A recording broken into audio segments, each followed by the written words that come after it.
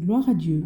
Éternel tendre Père céleste, c'est un privilège et une grâce que tu nous accordes d'être encore en vie en ce jour. Merci pour ce moment de partage, Seigneur Père éternel, autour de ta parole.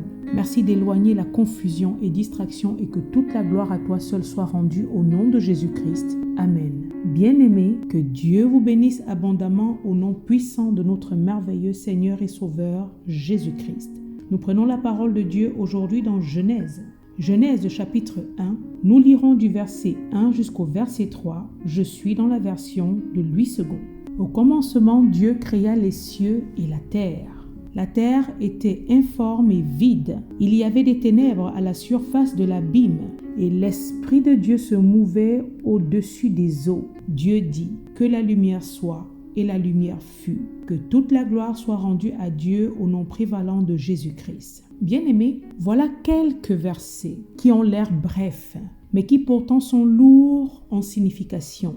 Dieu au commencement. C'est l'argument central de l'édition d'aujourd'hui, qui a pour but de rappeler que l'Élohim, l'Adonai, Yahweh, est le commencement de toutes choses. À toi qui me suis en ce moment, bien-aimé, Dieu rappelle à ton cœur qui il est. Il voudrait t'exhorter à le placer à la place qui lui est due, c'est-à-dire la première en toutes choses. Le Dieu que nous servons s'appelle l'Éternel, celui qui n'a pas commencé avec le commencement, qui n'a ni début ni fin, qui existait déjà avant la création. C'est le Tout-Puissant, le Dieu infini, l'immuable, l'Éternel dans son être, dans son amour, sa sagesse, sa force, sa sainteté, justice, bonté et sa vérité. Le psaume 90, verset 2 dit « Avant que les montagnes fussent nées et que tu eusses créé la terre et le monde d'éternité en éternité, tu es Dieu. » Bien-aimé, Dieu au commencement. Dieu à l'origine, à la source de tout ce que renferme la création. C'est le maître de l'univers, le Père créateur, l'Adonai, qui dans sa souveraineté créa à partir de rien tout l'ensemble de la création. L'Ésaïe 40, verset 28 dit « Ne le sais-tu pas? Ne l'as-tu pas appris? C'est le Dieu d'éternité, l'Éternel, qui a créé les extrémités de la terre. Il ne se fatigue point, il ne se lasse point. On ne peut sonder son intelligence. Dieu fit tout cela en l'espace de 6 jours consécutifs. Bien-aimés, la parole de Dieu est la vérité incontestée et incontestable. Je prends la peine de rappeler ces choses afin de renverser les faux raisonnements qui tendent à nier l'existence de Dieu et de tout ce qu'il fit comme œuvre dès la création. Je le dis tant à l'endroit des blasphémateurs que de ceux qui sortent des nouveaux mouvements anti-Dieu tous les jours pour distraire le plus grand nombre avec des théories et philosophies qui placent la science, l'homme, la nature, les ancêtres ou alors les traditions au centre. À tout cela, sachez que la parole de Dieu, qui je le rappelle est la vérité, nomme insensé, en d'autres termes déraisonnable et absurde, tous ceux qui nient l'existence de Dieu. Je vous renvoie à la lecture du psaume 14. Bien-aimé, l'homme ne s'est pas créé tout seul, mais Dieu créa l'homme. Nous sommes tous le fruit d'une œuvre très bonne, comme nous le dit la parole. Nous sommes l'œuvre de l'architecte suprême. Partant de cette base, ayant accepté cette vérité de l'existence de Dieu, qui est le fondement de la foi de tout croyant, car tout commence par là. Tout commence par le fait d'admettre l'existence de Dieu, de reconnaître sa souveraineté, son autorité, sa richesse inépuisable, car personne ne peut déclarer croire en Dieu s'il ne croit même pas que Dieu existe. Comme tu crois que Dieu existe, voilà pourquoi tu crois en lui. Tu crois en son amour, en son omnipotence, omniscience et omniprésence. Tu crois qu'il est capable, comme nous l'avons dit tout à l'heure, à partir de rien, de créer toutes choses, de redonner même la vie à ce qui est mort, ce qui est sec et stérile, d'appeler à l'existence les choses qui ne sont point comme si elles étaient, comme le dit le Romains chapitre 4, verset 17. Bien-aimé, croyant cela, tu crois dans ton cœur que Dieu est celui qui tient ta vie entre ses mains. Voilà pourquoi tu peux te confier, t'abandonner à lui afin de lui donner la première place dans ton cœur en toutes choses. J'aimerais te poser une question. À toi qui m'écoutes en ce moment, qui ou alors qu'est-ce qui occupe la première place dans ton cœur, dans ta vie? Est-ce que c'est ta personne, tes projets, ton mari, ta femme, tes enfants, tes parents? Ou alors tes relations en général? Est-ce que c'est ton travail, ton argent? Qui, bien-aimé? Qu'est-ce qui occupe la première place dans ta vie? Nous sommes encore au début de cette année 2022 et il est temps de prendre des bonnes décisions et de revoir les priorités. Et cela commence par Dieu au commencement de toutes choses. C'est lui dans sa souveraineté qui est omniscient et omnipotent. Il est l'admirable conseiller, le seul sage. Bien-aimé, si tu veux voir la gloire de Dieu se matérialiser au quotidien, je te donne un conseil. Donne à l'Éternel la première place en toutes choses dans ta vie. Plusieurs personnes qui m'écoutent en ce moment sont remplies de regrets, de chagrin, de déception, de peur, voire même de découragement. Le désespoir a envahi le cœur de plusieurs, accompagné de si je savais, car ils ont commis l'erreur, soit par ignorance ou même alors par désobéissance, de se confier en tout autre que en Dieu. Certains parmi nous ont entamé des relations amicales et même amoureuses, sont allés jusqu'au mariage avec les mauvaises personnes, sans demander le conseil de l'Éternel. Plusieurs ont commencé à fréquenter les mauvaises personnes, à fréquenter des familles entières, pourtant plongées dans l'occultisme sans discernement. Et ces personnes ont fini par causer le scandale et le tort au sein de plusieurs vies. Certains encore ont laissé s'introduire dans leur vie des vipères pensant avoir affaire à des personnes normales, et d'autres encore qui ont entrepris des voyages, des déménagements sans la guidance de Dieu, qui ont abandonné leurs différents boulots, signé des contrats dans des boîtes, des entreprises où il ne fallait pas sans l'aval de Dieu. Et ceux alors qui se sont endettés et placé tous leurs investissements, le capital, leur argent dans des projets et des affaires qui n'ont pas par la suite marché parce qu'ils n'ont pas consulté Dieu au préalable. Bien-aimés, la vérité est que plusieurs d'entre nous se sont fait avoir à cause soit de l'impatience ou alors du manque de discernement ou encore qui ont été amorcés par leur propre convoitise et ont foncé droit dans des gouffres. Bien-aimés, aujourd'hui, Dieu rappelle à l'ordre un de ses enfants et dit « Recommande à l'Éternel tes œuvres et tes projets réussiront. »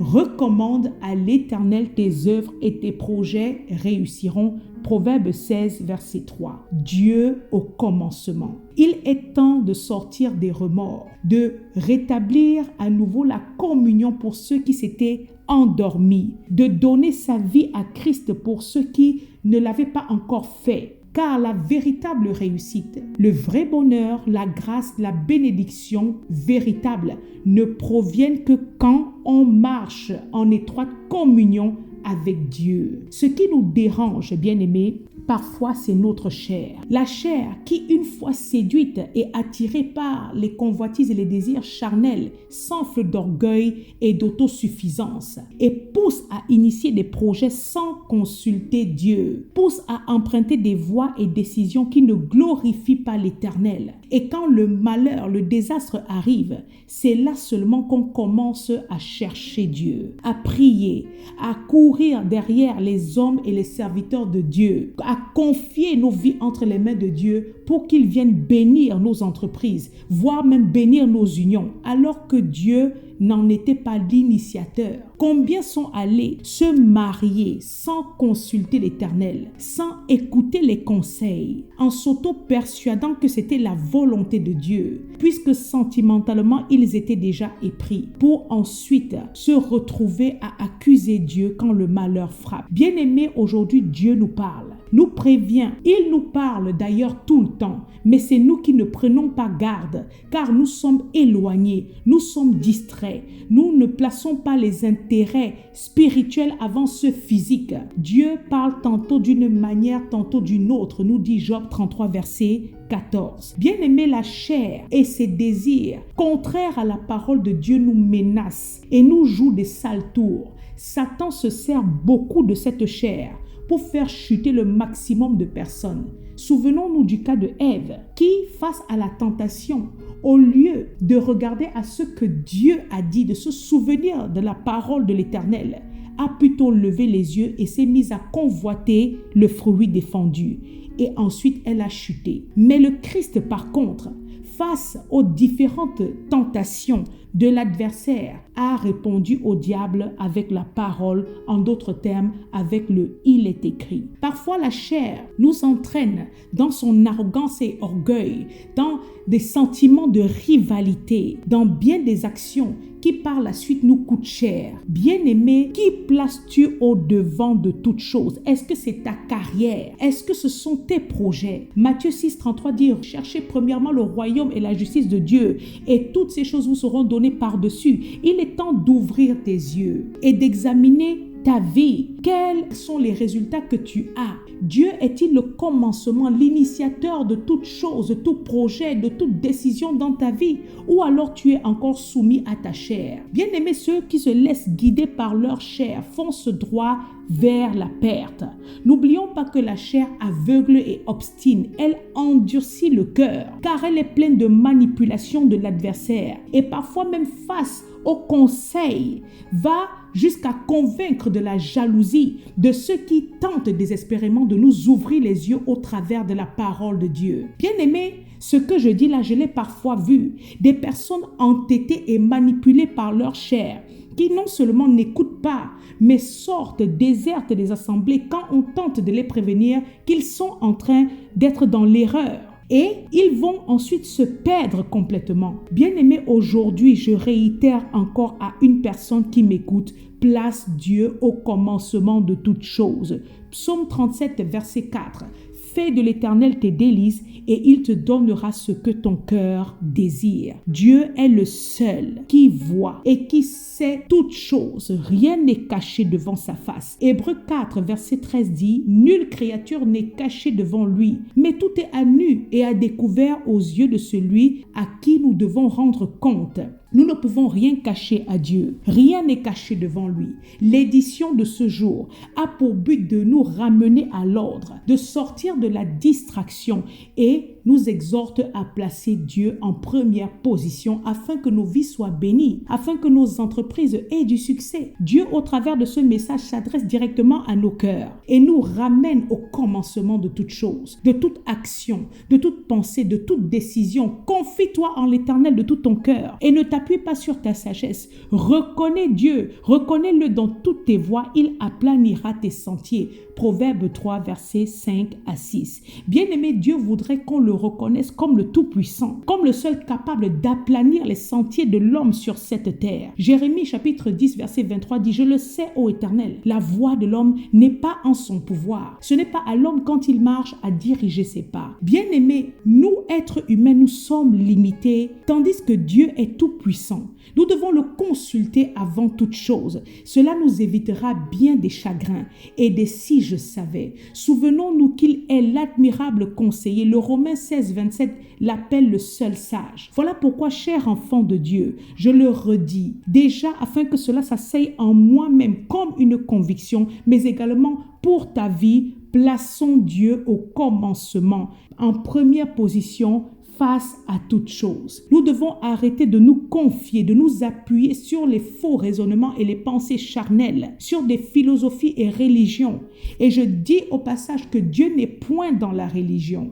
Nous devons arrêter de prendre pour appui l'argent et les richesses pour accomplir nos projets. Nous devons arrêter de nous appuyer sur la science et la médecine pour rechercher une quelconque guérison. Et je spécifie en disant cela que je n'ai rien contre la médecine ou la science, bien au contraire. Mais ce qui doit passer avant toute chose, c'est Dieu et sa parole. Plusieurs se confient également en les prédictions d'horoscopes ou recommandations des voyants, des médiums, des marabouts et d'autres encore vont même jusqu'à donner à leurs pasteur la place de Dieu. Jérémie 17, verset 5 dit « Ainsi parle l'Éternel, maudit soit l'homme qui se confie dans l'homme et qui prend la chair pour son appui et qui détourne son cœur de l'Éternel. » Bien-aimé, je n'ai rien contre les serviteurs de Dieu. J'en suis moi-même une. Mais aussi loin que soit un parent spirituel, un pasteur ou autre conducteur, personne, absolument personne ne doit occuper la place de Dieu dans la vie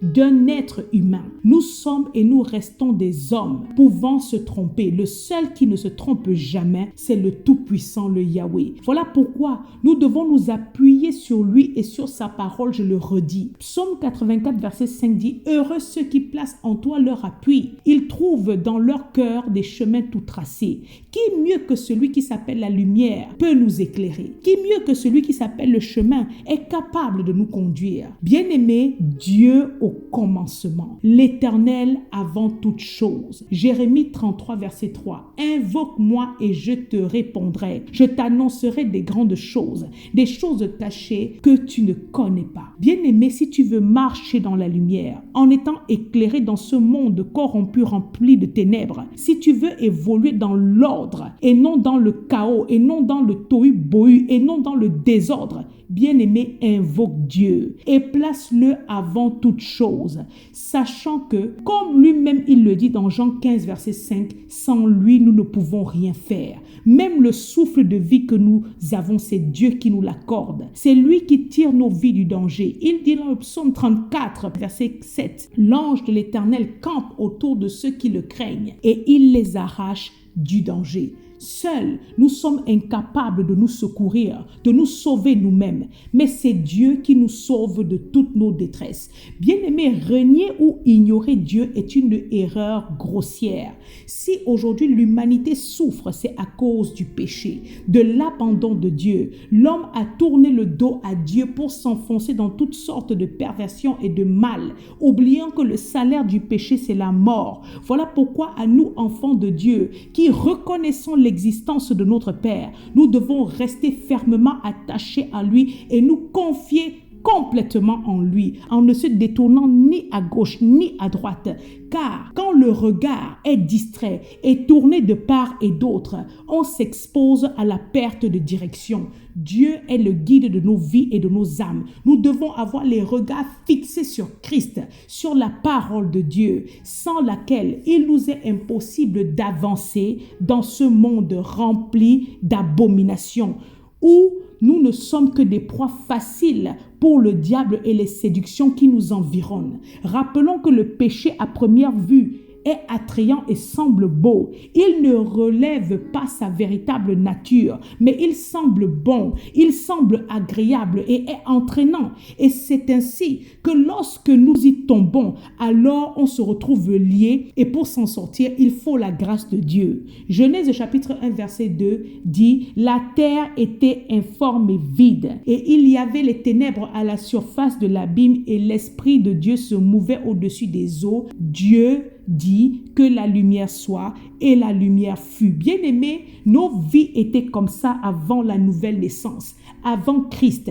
Des vies informes et vides, rien de bon, sans aucune saveur. Nous étions perdus et en route pour l'enfer, des candidats pour l'étang de feu. Nous étions remplis de ténèbres, de désordre, de vices et de toutes sortes de péchés. Nous étions enchaînés dans des jougs de saleté, de perversion, de débauche, jusqu'au moment où, tout à coup, dans son immense amour et compassion, Dieu ne décide de nous sauver en apportant sa lumière dans nos vies. Jésus-Christ a dit dans Jean 8, verset 12, « Je suis la lumière du monde. Celui qui me suit ne marchera pas dans les ténèbres, mais il aura la lumière de la vie. » Toi qui écoutes ce message, que décides-tu de faire après avoir écouté cette édition?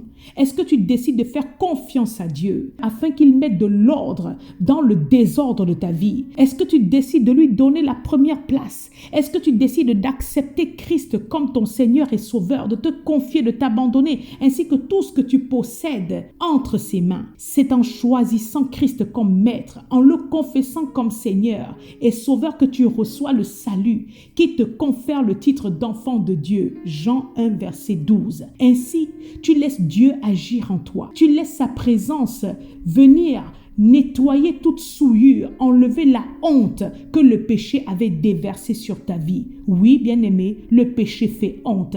Voilà pourquoi il se pratique en cachette. Souvenons-nous de Adam et Ève qui se sont cachés après avoir désobéi et péché. Quand tu reçois Christ, la présence de Dieu vient t'éclairer, vient éclairer les ténèbres qui recouvraient ta vie. Son autorité vient rompre tes chaînes, briser les liens. Dieu vient te relever, te rétablir, t'assainir et te faire asseoir spirituellement à la place d'autorité et de puissance, c'est-à-dire à la droite de Christ dans les lieux célestes. Bien-aimé, place Dieu au commencement de toutes choses. Ta chair te trompe. Sans le Seigneur, tu vas tomber dans le découragement, tu vas te fatiguer, tu vas te rendre malade, les oppressions, les épuisements et autres. Et quand Satan aura fini de tout dérober dans ta vie et de t'égorger, il finira par te détruire. Souvenons-nous de ces trois verbes, dérober et égorger et détruire. Dieu au commencement de toutes choses. Il dit dans le psaume 32, verset 8, Dieu t'instruirait et je te montrerai la voie que tu dois suivre. Je te conseillerai, j'aurai le regard sur toi. Bien-aimé, en ce jour, arrête-toi et remets tout entre ses mains. La situation que tu traverses n'est pas au-dessus de la toute-puissance de Dieu. Luc, chapitre 1, verset 37 dit que tout est possible à Dieu. En Christ, même les morts ressuscitent, les boiteux marchent, les aveugles recouvrent la vue, les stériles enfantent et bien d'autres miracles encore s'accomplissent. Que Dieu vous bénisse abondamment. Amen.